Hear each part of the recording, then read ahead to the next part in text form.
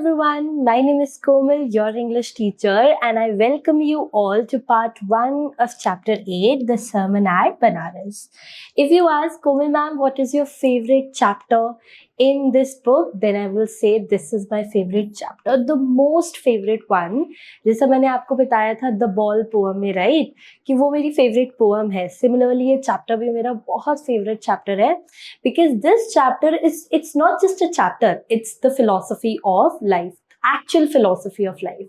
मतलब जो philosophy आपको longer run में काम आएगी, जो real teaching है, जो हमारे parents हमें सिखाना भूल जाते हैं, एक ऐसी टीचिंग जो हमारे फ्रेंड्स हमें कभी नहीं सिखाएंगे, बट हमारी लाइफ एंड हमारे लाइफ एक्सपीरियंसेस जो चीज़ हमें सिखाएंगे वही इस चैप्टर में लिखा हुआ है. So this is my one of the favourite chapters.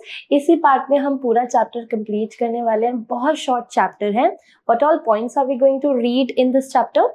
Very first is we're going to read about Gautam Buddha's life. This chapter is a sermon. Sermon होता है जब आप spiritually किसी को preach करते हैं, कोई ज्ञान देते हैं, तो जो उपदेश हम देते हैं ना, उपदेश यानी कि spiritual talk, उसको हम कहते हैं सरमन. तो ये सरमन किसने दिया है? जो बनारस में दिया गया था वो गौतम बुद्धा जी ने दिया है, और इसीलिए in the starting we are going to read about his life. Next is we are going to read about his preaching to Kisa Gautami. So we have a character. जो सरमन है उस सरमन में एक छोटी सी एनेक्डोट है. एनेक्डोट का क्या मतलब होता है बच्चों? छोटी सी कहानी, छोटी सी स्टोरी. तो in that anecdote there is character Kisa Gautami, और कैसे किसा गौतमी को ये जो हमारे गौतम बुद्धा जी हैं वो लाइफ लेसन देते हैं, फिलॉसफी ऑफ लाइफ सिखाते हैं. This is what we are going to read in this part. Okay, चलो we will see. Before you read, as we always read about the writer, तो देखो बहुत बच्चों को पता ही नहीं होगा.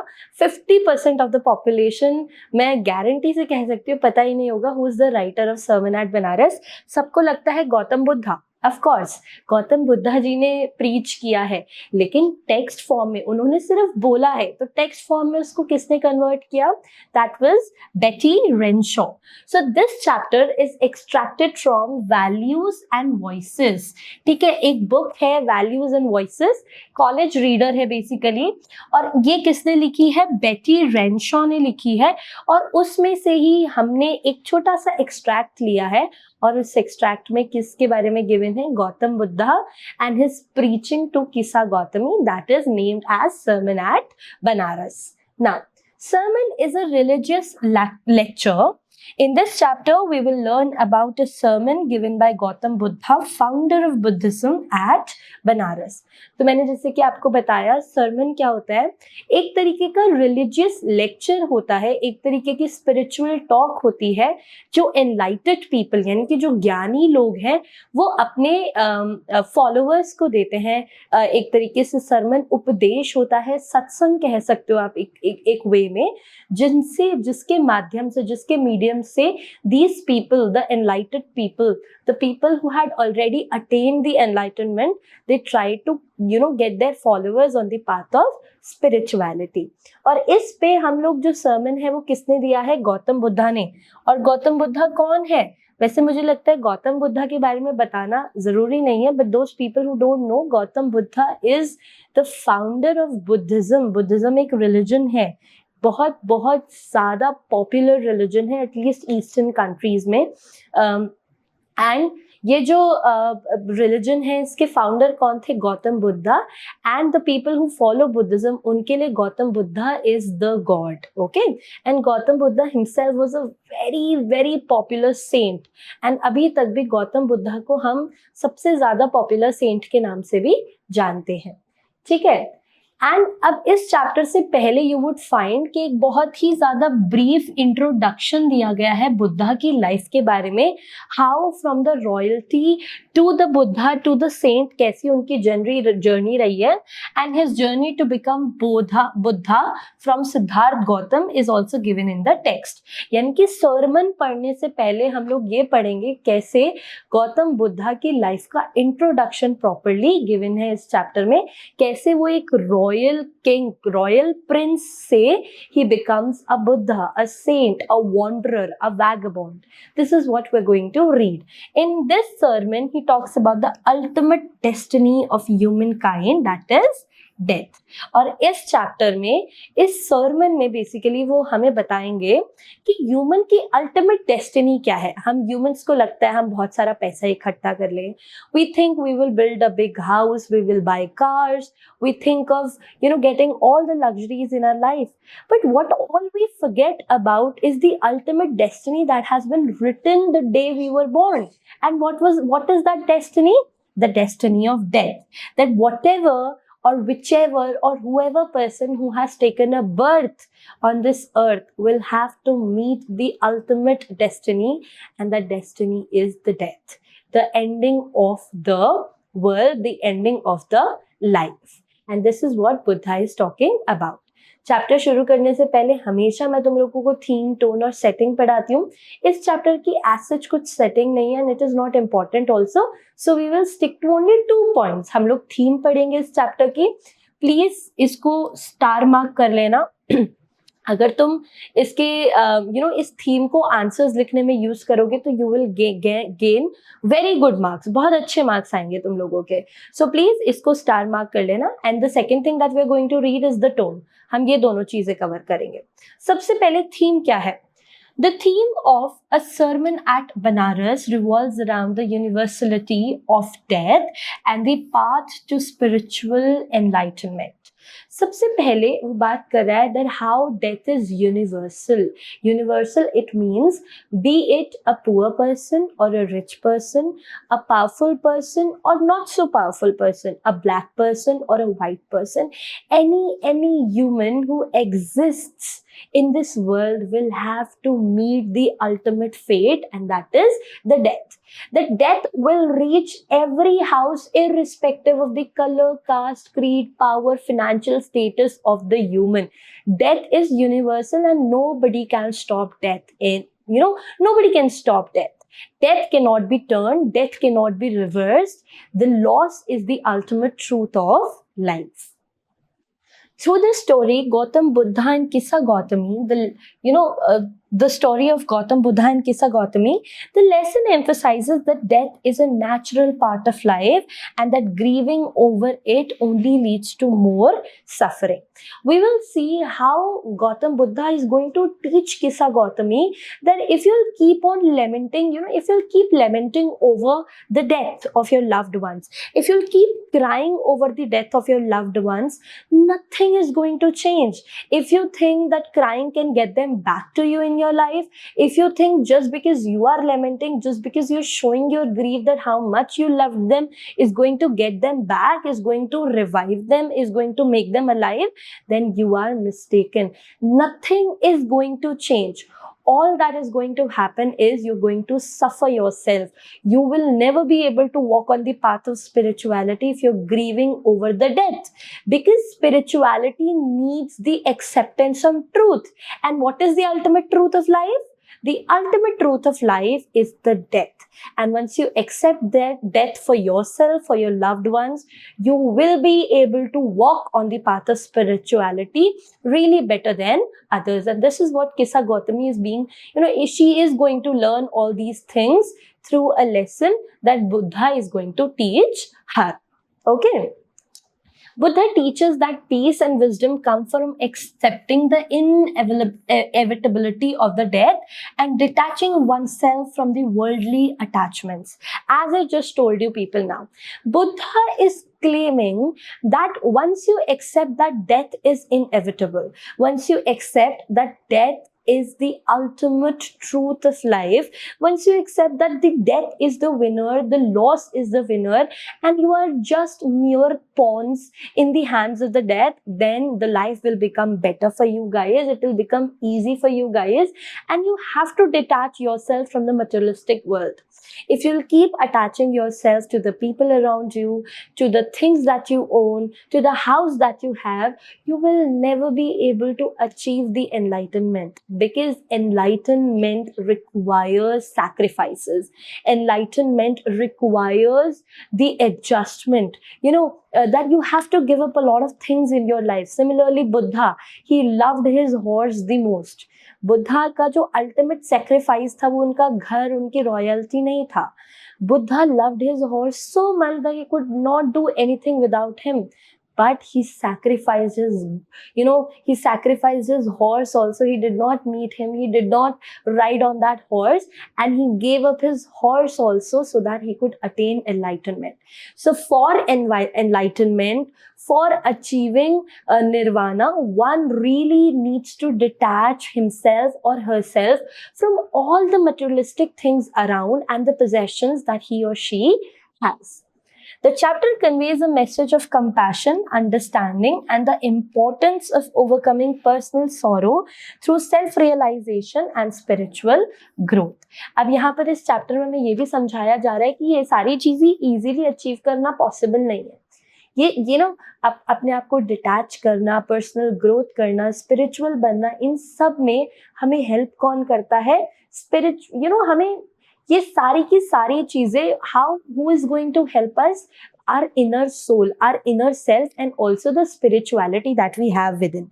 ठीक है, जो spirituality हमारे अंदर है ऑलरेडी और जिस spirituality को हम परस्यू करना चाहते हैं, वही हमारी लाइफ में हमें बेटर बनने में हेल्प कर सकती है.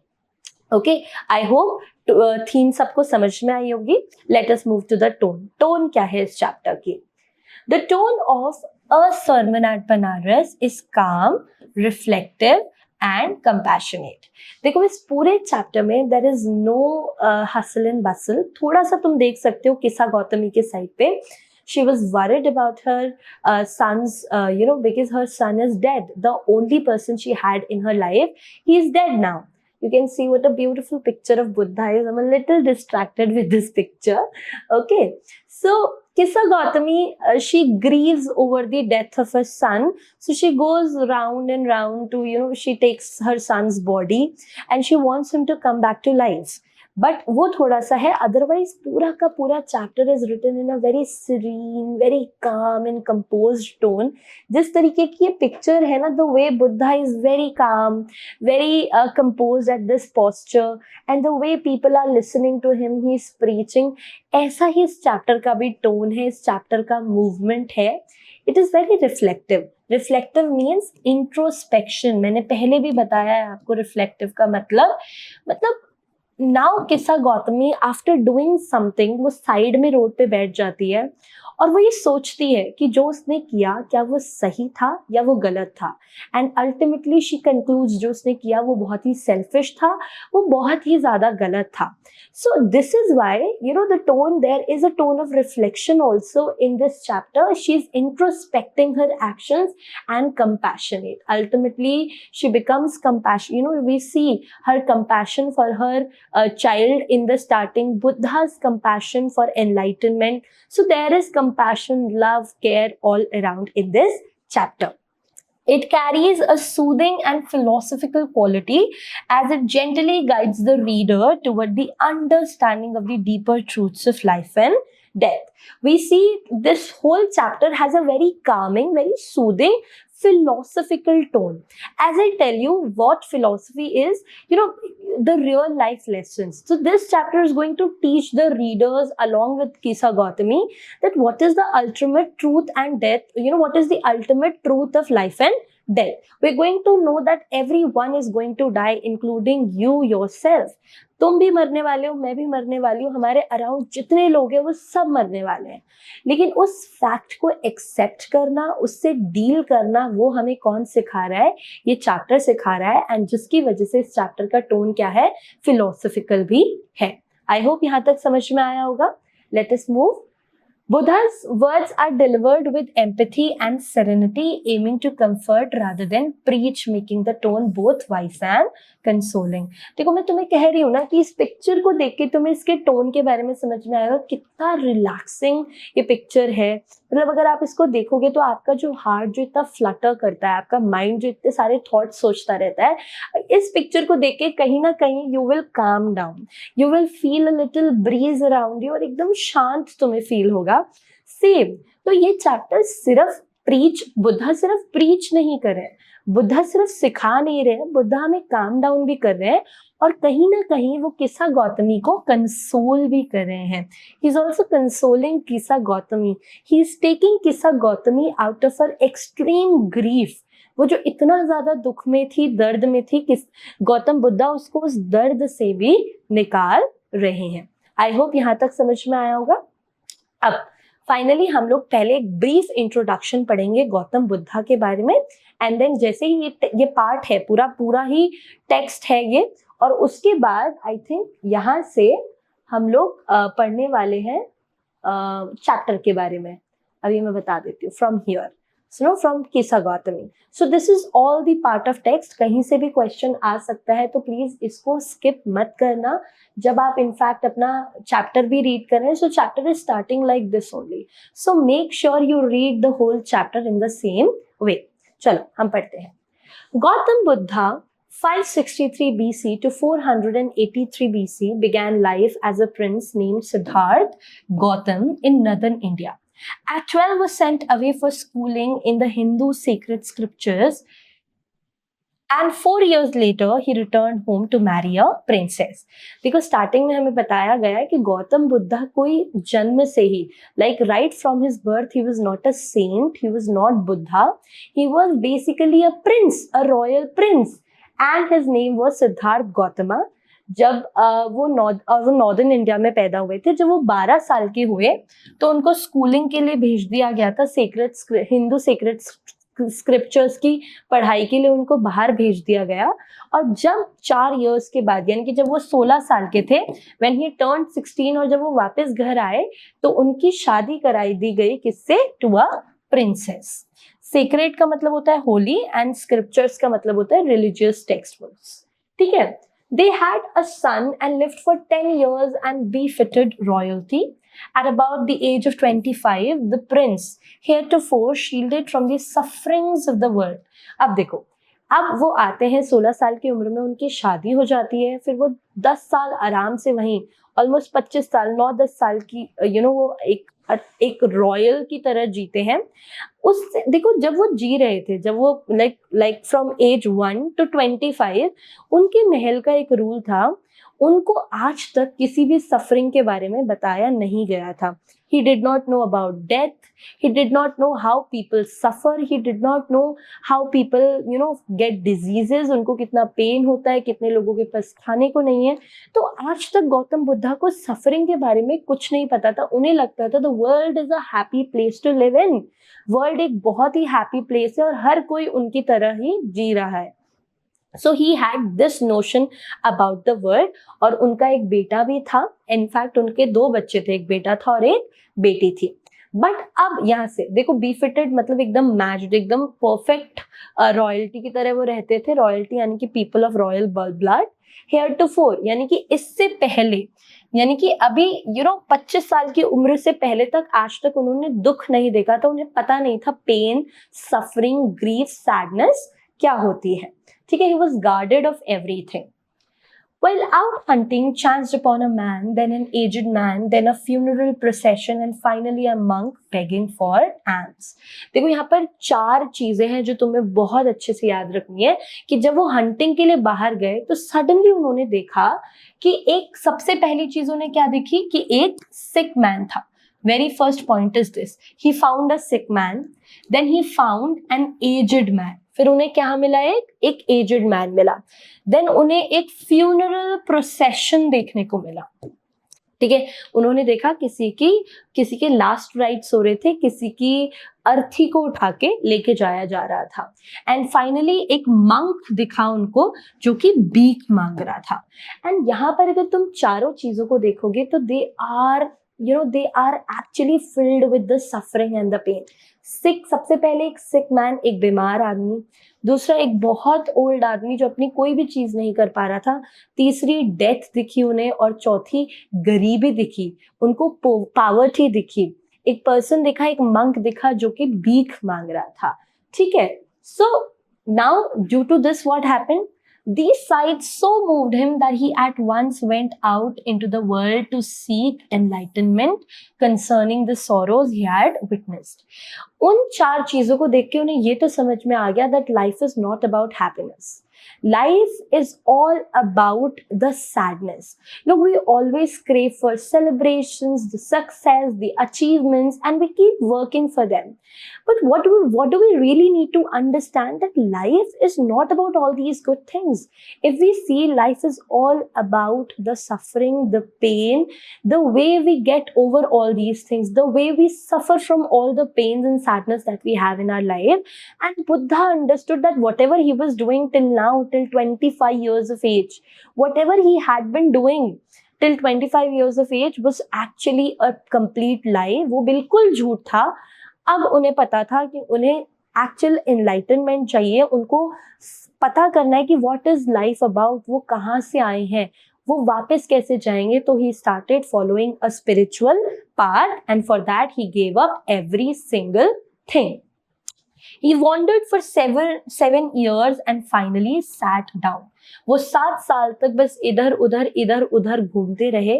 बहुत सारे उन्होंने अपने टीचर्स बनाए, उनसे बहुत कुछ सीखा. एंड अल्टीमेटली क्या हुआ, वो एक पीपल ट्री के नीचे बैठ गए. ठीक है, where he vowed to stay until enlightenment came. और वाउड होता है प्रॉमिस, यानी कि वहां पर उन्होंने कहा कि अब वो तब तक पीपल ट्री के नीचे ऐसे ही बैठे रहेंगे और ध्यान लगाएंगे, मेडिटेट करेंगे जब तक उन्हें एनलाइटनमेंट अचीव नहीं हो जाता. ठीक है, after 7 days he renamed the tree the Bodhi tree, the tree of wisdom, and he began to teach and to share his new understandings. 7 days के बाद फाइनली ही गॉट एनलाइटेंड. और उसके बाद जिस पेड़ के नीचे वो बैठे थे, उस पेड़ का नाम उन्होंने क्या रख दिया. अब पीपल ट्री नहीं कहते थे लोग, इस पर्टिकुलर ट्री को क्या कहते थे, बोधि ट्री. अगर तुम बोध गया गए होगे तो तुम्हें ये ट्री मिला होगा, तुम घूम के आए होगे अगर कभी उस प्लेस को, तो you would have seen this tree. ठीक है, और उसके बाद उन्होंने ये सोचा कि अगर ये जो ज्ञान मुझे मिला है, अगर इसको मैं अपने तक रखूंगा तो मैं लोगों का भला नहीं कर पाऊंगा. और उसके बाद उन्होंने उस ज्ञान को लोगों के साथ शेयर करना शुरू कर दिया. ठीक है, at that point he became to be known as the Buddha, the awakened or enlightened. Buddha का मतलब होता है the awakened soul, the enlightened soul, the soul who already got the real knowledge, the real truth of life. Okay, the Buddha preached his first sermon at the city of Banaras, most holy of the dipping places on the river Ganges. That sermon has been preserved and is given here. तो फिर उन्होंने अपना जो पहला उपदेश दिया वो कहाँ दिया, वो सिटी ऑफ बनारस में दिया, जहाँ पर सबसे ज्यादा होली रिवर है गंगा, और गंगा की बहुत सारी ट्रिब्यूटरीज. वहां से दूर दूर से लोग आते हैं डुबकी लगाने, पवित्र डुबकी लगाने. तो वहीं पर ही सारनाथ केव्स अगर तुमने सुना होगा, तो उसके अंदर बुद्धा ने अपना फर्स्ट सरमन दिया. एंड उस सरमन को प्रिजर्व कर लिया गया, जिसको बेटी रेनशॉ ने यूज किया था अपनी बुक में वॉइसेस एंड वैल्यूज में. It reflects the Buddha's wisdom about the inscrutable kind of suffering. देखो, inscrutable का मतलब होता है impossible to understand. और ये बताता है कि Buddha at that point of time how he knew कि कुछ एक ऐसी चीज उन्हें पता थी जो बहुत ही डिफिकल्ट है नॉर्मल लोगों के लिए समझने में. नॉर्मल लोग उस चीज को इंटरप्रेट नहीं कर सकते, but he knew that and he actually started teaching all those things to the people around. Okay, now finally I think यहाँ तक आपको बुद्धा का इंट्रोडक्शन समझ में आ गया होगा. अब इसके बाद फाइनली हम उस सरमन को शुरू करेंगे. मैं यहाँ से लिख देती हूँ, यहाँ से सरमन शुरू है. ठीक है, चलो पढ़ते हैं. बहुत अच्छा चैप्टर है. आई नो कुछ बच्चों के लिए थोड़ा सा बोरिंग हो सकता है, बट अगर आप इसको ध्यान से पढ़ोगे और खुद से कनेक्ट करके पढ़ोगे इस चैप्टर को, तो मुझे लगता है कि this chapter is going to hit you really hard and you people will love it. Okay, चलो पढ़ते हैं. Kisa Gautami had an only son and he died.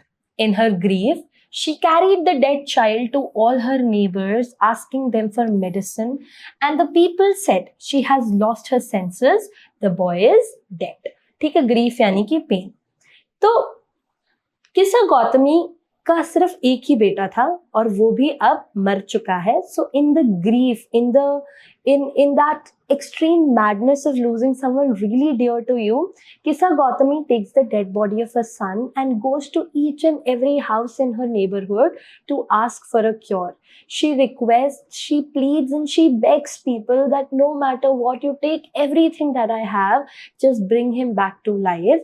And people, those who were actually not in any position to help her, they did not have anything to give to Kisa Gautami. So they just concluded that Kisa Gautami has lost it. She's turned into a mad woman because the boy is already dead and she won't be able to get him back to life. Now look here, Buddha, whosoever has written it, it is very appropriately written. Here the people who are just the onlookers, people who are just looking at Kisa Gautami grieving, they are able to understand the point that Buddha wants us to understand. Buddha is trying to teach that death cannot be win over. You cannot win over the death. Death is actually an insurmountable truth of life. You cannot actually achieve anything over death. Death is the ultimate truth. And when we look at people grieving for their loved one, we understand the pain. We always tell them, it's okay, it will get better. But when the same thing happens with us, जब सारी की सारी चीजें हमारे साथ हो रही होती हैं, then we lose that understanding. That particular topic of not grieving becomes very inscrutable for us. We're not able to interpret ever that we are also not supposed to grieve over the death of the loved ones, because it is only going to bring the suffering to us. And death, it is the ultimate truth. It is, you cannot turn the death. Death will happen no matter what. So here, people were trying to make her understand the boy is dead, but Kisa Gautami in her grief was not able to take it at all. At length, Kisa Gautami met a man who replied to her request. I cannot give thee medicine for thy. Thee का मतलब है और thy. Archaic form of English है you या your के forms हैं ये, ठीक है? Your child, but I know a physician who can.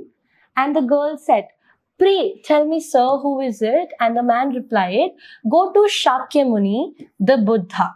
Kisa Gautami repaired to Buddha and cried, Lord and Master, give me the medicine that will cure my boy. तो सबसे पहले फिर एक थोड़ी सी दूरी पे एक ओल्ड मैन था, तो वो वहां पर जाती है और किसा गौतमी फिर रिक्वेस्ट करती है कि sir you please give some cure to my child, I really want him to come back to life. So that man says that I don't know, I don't have anything to you, but I can suggest you something. What you can do is you can take this boy to a physician, basically physician, doctor.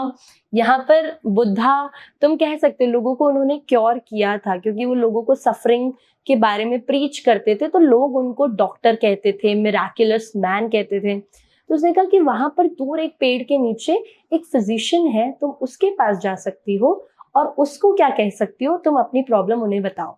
तो वो कहती है कि बताओ कौन है. तो उसने कहा गो to Shakya Muni. Why? Because Buddha belong to Sak clan. वो साक क्लैन के राजा थे, मतलब प्रिंस थे, और साक क्लैन के होते हुए वो राजा ना बने, बट वो एक मुनि बन गए, एक सेंट बन गए, इसलिए together he was known as Shakya Muni. ठीक है. तो वो शाक्य मुनि जी के पास जाती है और वो अपने बच्चे की डेड बॉडी उनके पैर पे रख के कहती है कि sir, lord the master, please anyhow give me the cure to bring my son back to life. Okay, repaired का मतलब यहाँ पर है जाना. ठीक है. Next, the Buddha answered, I want a handful of mustard seed. And when the girl in her joy promised to procure it, the Buddha added, the mustard seed must be taken from a house where no one has lost a child, a husband, a parent, or a friend. Poor Kisa Gautami now went from house to house.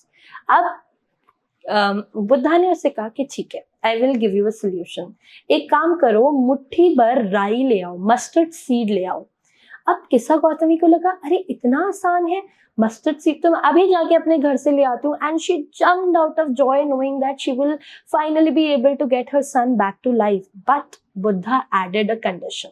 Buddha ने एक condition को add किया और उन्होंने कहा that you must get that mustard seed from outside, from a house where no one has died yet, where the people who are alive have never lost any person, like a parent, a child, a relative, a friend, a neighbor.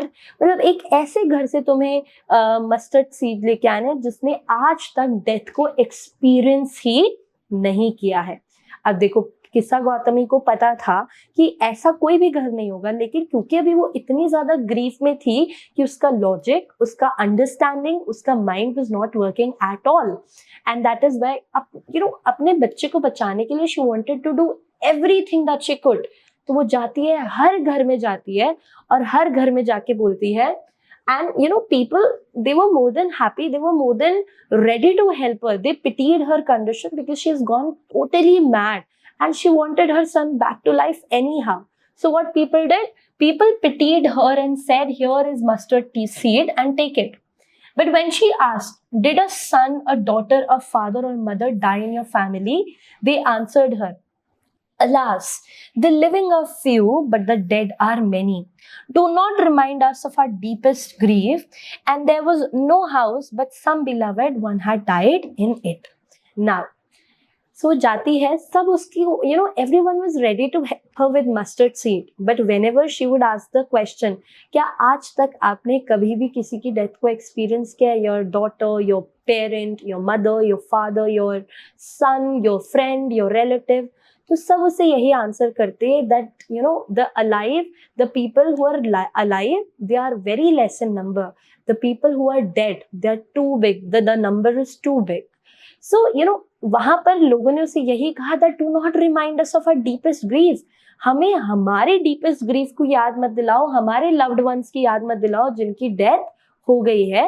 And poor किस्सा Gautami, she couldn't find a single house where no one has experienced the death of their loved ones till now. Okay, I hope यहाँ तक समझ में आ गया होगा. किस्सा Gautami became weary यानी कि tired, exhaust हो गई थी, and hopeless, and sat down at the wayside watching the lights of the city. Wayside का मतलब होता है रोड के बगल में. As they flickered up and they were extinguished again, at last the darkness of the night reigned everywhere. बहुत अच्छा part लगता है मुझे. वो बहुत ज्यादा एग्जॉस्ट हो गई. She got so tired and she set at the road side के बिल्कुल साइड में आके बैठ गई. And she was looking at the sky. देखो, शाम के वक्त ये सब हो रहा था. अब धीरे धीरे करके क्या हो रहा था, darkness was taking over the light. She could see and she could relate that the light was flickering, मतलब लाइट बिल्कुल हल्की ट्विच होती जा रही थी और अब काला अंधेरा छा रहा था. एंड उसे दिखा कि एकदम से थोड़ी देर ही बाद, क्योंकि वो बहुत एग्जॉस्ट थी, वो सब ऑब्जर्व कर रही थी और उसे समझ भी आ गया था बुद्धा उसे क्या सिखाना चाह रहे थे. और एकदम से वो देखती है कि लाइट पूरी एक्सटिंग्विश हो गई, पूरी खत्म हो गई, और जो पूरा स्काई था, जो अभी लाइटेड था, जो एकदम बिल्कुल सफेद था, सुंदर रोशनी से भरा हुआ था, now it was spread with darkness all around. And she considered the fate of men, that their lives flicker up and are extinguished again. And she thought to herself, how selfish am I in my grief. And she connected the darkness of the sky to the human life. She says human life is exactly like that. We take birth, we do all our work, we're all filled with happiness, energy, the light, and then when the end is near, we also have the darkness spread over our lives the way it was spread over the sky. And she says this is the fate of the men, that after living a considerable time, we all have to die. The way darkness has taken over the light, similarly the death will take over the life. And that is why what happens, she thought it to herself that how selfish she has become. She was so selfish in her grief. Of course she was grieving, of course she was in pain, of course she was suffering the death of her son, but then she was so selfish that she went to each and every house in her neighborhood and she reminded them of their deepest grief. She reminded them of their loved ones who had not been alive now.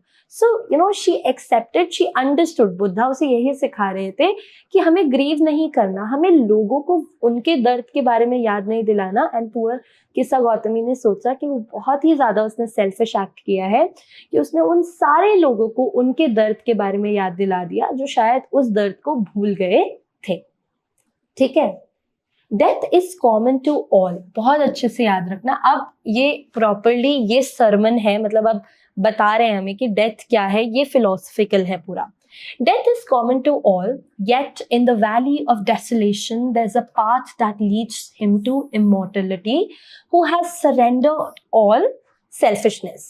देखो, ये यहाँ पर ये question भी आया हुआ है CBSE में, that who can actually achieve immortality.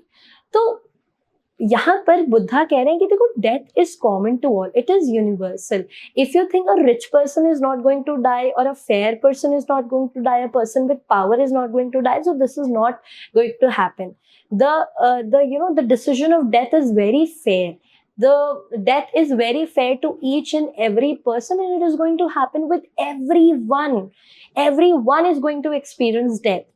And then, if you still want to become immortal in the valley of desolation, in this valley of grief, in this valley of sadness, in this valley of ultimate suffering and pain, if you still want to be remembered by people, then what you really need to do, you have to give up all your selfishness. जिस दिन आप अपनी सारी selfishness को give up कर देंगे, you start working for the spirituality, you start working for the people around, then people will remember you. Of course you will not be physically present. Physically तुम immortal, अमर कभी नहीं बन सकते, but तुम लोगों को जरूर याद रहोगे अगर तुम अपनी सारी की सारी सेल्फिशनेस को गिव अप कर देते हो. The Buddha said, the life of mortals in this world is troubled and brief and combined with pain. So Buddha कहते हैं कि जो लाइफ है मॉर्टल्स की, यानी कि हम ह्यूमंस की जो लाइफ है, देखो, it is trouble. You cannot see, you cannot find a person with happiness. कुछ लोगों को फाइनेंशियल प्रॉब्लम है, कुछ लोगों को इमोशनल प्रॉब्लम है, कुछ लोगों को हेल्थ प्रॉब्लम्स है. तो कोई भी इस दुनिया में 100% खुश नहीं है. हर किसी की लाइफ में कोई ना कोई ट्रबल जरूर है. And that trouble and that life is very short. It is brief. If you think that life is going to go for like 200 or 300 or 500 years, no. It is very short and it is combined with pain. मैंने बताया था ना chapter शुरू करने से पहले that life is not about the happiness. It is all about the suffering, the pain that you're going to take. For there is not any means by which those that have been born can avoid dying. And Buddha कहते हैं कि किसी भी तरीके से, ना धन से, ना शक्ति से, ना अथॉरिटी से, ना डोमिनेशन से, ना पावर से, किसी भी तरीके से, ना साइंस से, आप किसी भी तरीके से, इनफैक्ट स्पिरिचुअलिटी भी आपको मरने से रोक नहीं सकती. डेथ तो सबकी होनी ही है. After reaching old age there is death. और such a nature are living beings. देखो, ओल्ड एज के बाद सबको मरना ही है. इनफैक्ट कुछ लोग तो ओल्ड एज से पहले ही मर जाते हैं. और यही नेचर है ह्यूमन लाइफ का. No matter how much you try, no matter how much you plan, how many medical things you can take, how कितना ही मेडिकल साइंस बढ़ जाए आगे, तुम कह सकते हो कितना ही ज्यादा वो प्रोग्रेस कर ले, बट डेथ से कोई भी बच नहीं सकता. It is an inescapable truth. Death, nobody can escape death. As ripe fruits are early in danger of falling, so mortals when born are always in danger of death. देखो, जैसे ही एक फल, एक जो पेड़ होता है, पेड़ पे जब फल लगता है तो वो जब पक जाता है, जब वो राइप हो जाता है, तो वो हमेशा एक डेंजर में रहता है कि कभी भी वो अपने पेड़ से डिटैच हो जाएगा और उसकी जो लाइफ, अभी तो क्या है, the fruit is live, okay, alive, sorry not live, कि फ्रूट क्या है, अलाइव है जब तक वो पेड़ से अटैच्ड है, वो सांस ले रहा है. लेकिन जैसे ही वो पेड़ से टूट जाता है, इट मीट्स इट्स डेथ, वो अपनी डेथ से मिलता है और वहीं पर उसकी सांसें रुक जाती हैं, ब्रीदिंग खत्म हो जाती है. सिमिलरली ह्यूमंस भी हमेशा डेंजर में रहते हैं. जैसे ही उनका समय इस पूरी अर्थ पे खत्म हो जाता है, जो कि भगवान ने डिसाइड किया है, उसके बाद उन्हें भी उनकी अल्टीमेट फेट, अल्टीमेट डेस्टिनी से मिलना पड़ता है, जो कि क्या है, डेथ है. As all earthen vessels made by the potter end in being broken, so is the life of the mortals. जैसे हम मिट्टी का एक घड़ा बनाते हैं, earthen vessels होते हैं मिट्टी के पॉट, और पॉटर होता है, I think I am not sure with the Hindi name, but जो मिट्टी के बर्तन बनाते हैं उन्हें हम क्या कहते हैं, पॉटर कहते हैं, ठीक है. तो आई थिंक कुम्हार, right, I am not very sure of it children.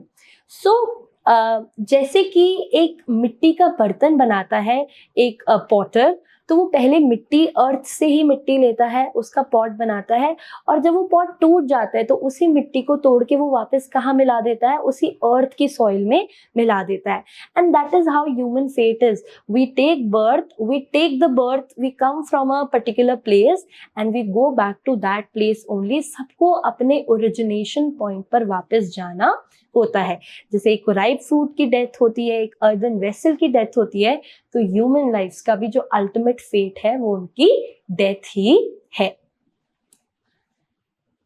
Both young and adult, both those who are fools and those who are wise, ये याद रखना, ठीक है. बहुत जो मैं तुम लोगों को समझा चुकी हूँ वैसे, बट ये अच्छी लाइन्स है जो कि तुम यूज कर सकते हो अपने आंसर्स में.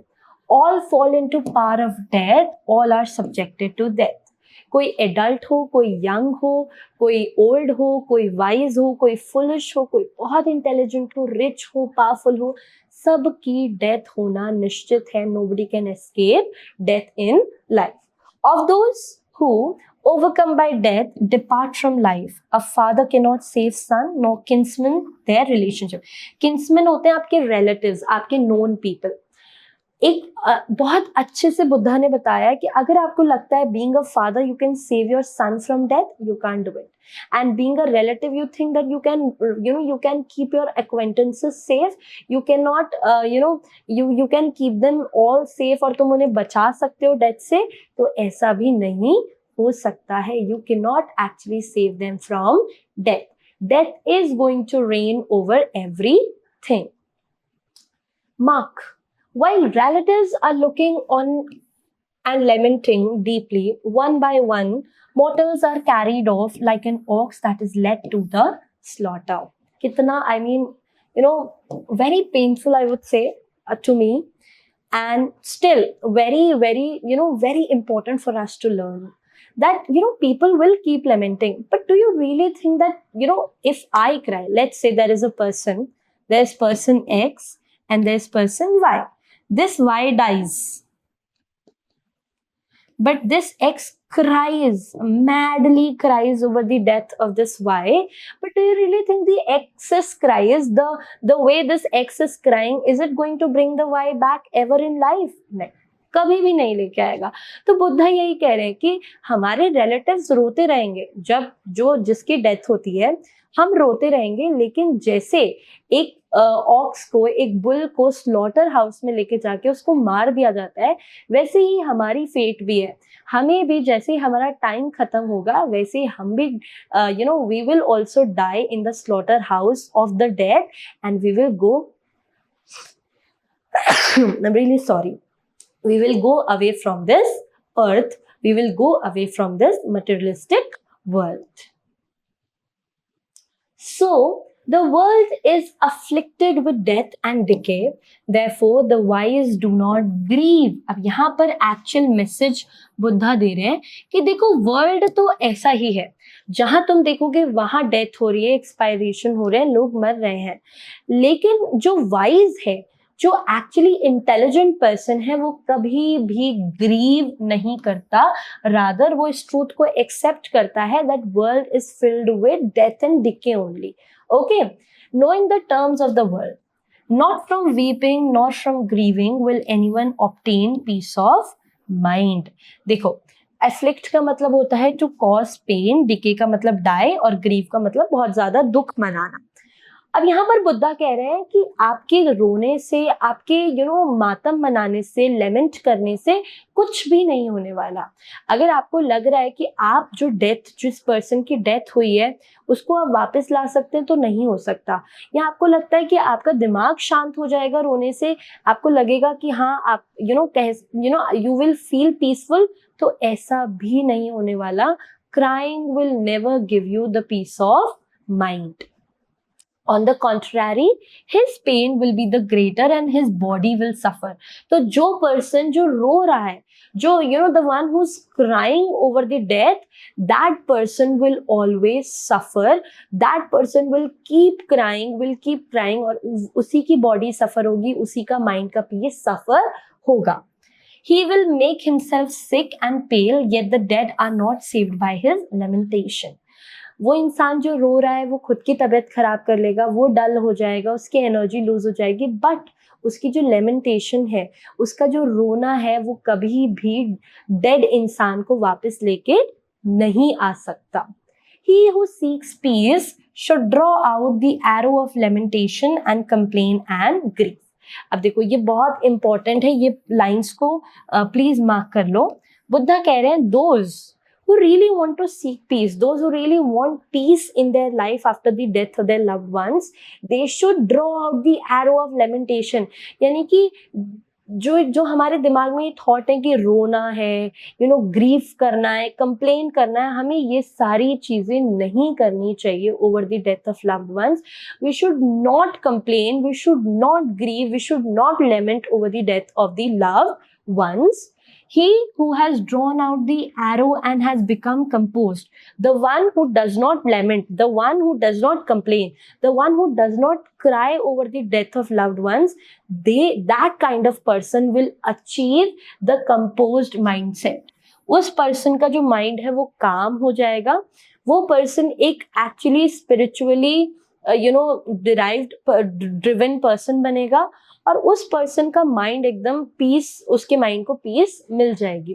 Will obtain peace of mind.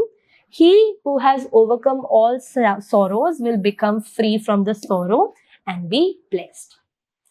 जो इंसान सॉरो को अपनी लाइफ से ये सोचेगा कि sorrow is the part of my life, death is the part of my life, जो इस फैक्ट को एक्सेप्ट कर लेगा, उसके लिए सॉरो से डील करना बहुत ईजी हो जाएगा, और that person will truly become blessed in life. And with this your chapter is over. कितना ब्यूटिफुली बुद्धा ने हमें ये समझाया. देखो, the death is universal, you can not do anything about death, and death is common to all. हर किसी person के साथ डेथ होने वाला है, तो डेथ पे हमें रोना नहीं है, हमें लेमेंट नहीं करना, ग्रीव नहीं करना, कंप्लेन नहीं करना. Rather we should accept the fact that this is going to happen, and we should move on in our life, and we should walk on the path of spirituality to become better person. I hope यहाँ तक सबको clear हुआ होगा. What is the learning outcome? The concept of enlightenment and the universality of the suffering. कैसे suffering is universal, and how Buddha got enlightenment, and how he actually spread this enlightenment around people with the help of spirituality. How he made people aware about the spirituality. This is what we've learned in this chapter. Now let us solve few questions. Very first question is, what was Gautam Buddha's early name? So it was Siddharth. So option C would be correct. Let us move to the next one. What moved Buddha to seek out enlightenment?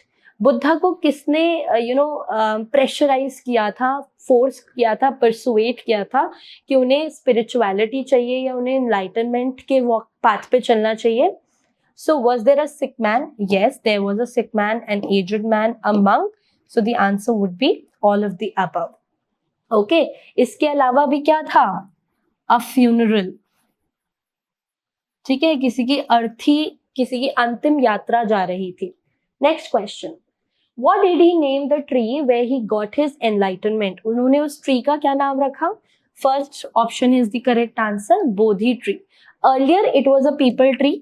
ठीक है, वो people tree के नीचे बैठ गए थे 7 दिन तक लगातार, और जैसे ही उनको एनलाइटनमेंट मिला, उन्होंने उस ट्री का नाम पीपल ट्री से बदल के क्या रख दिया? मतलब पीपल ट्री तो उसका टाइप है, बट उसका नाम क्या रखा गया? बोधि ट्री. चलो, last question. The wise do not dash knowing the terms of the world. अभी हमने लास्ट कुछ 2 स्लाइड लास्ट पढ़ा है. क्या वाइज मैन क्या नहीं करते? क्या वो लाफ नहीं करते? नो. क्या वो स्माइल नहीं करते? नहीं. Do they not grieve? Yes. According to Buddha, the wise men do not grieve, and then only they would be able to achieve the composure of mind, ultimately turning into the peace of it. I hope ये chapter आपको समझ में आया होगा. Next part में we will be solving the question and answers of this chapter. And अगर आपको कोई भी डाउट है तो you please write your doubts in the comment section, and I will surely help you out with the doubts. And as I always tell you, for your grade 10 English preparations, please stick to Komal ma'am. And for your grade 10 preparations overall, please stick to Mission Gyan. Thank you everyone. Bye bye. Take care and study well.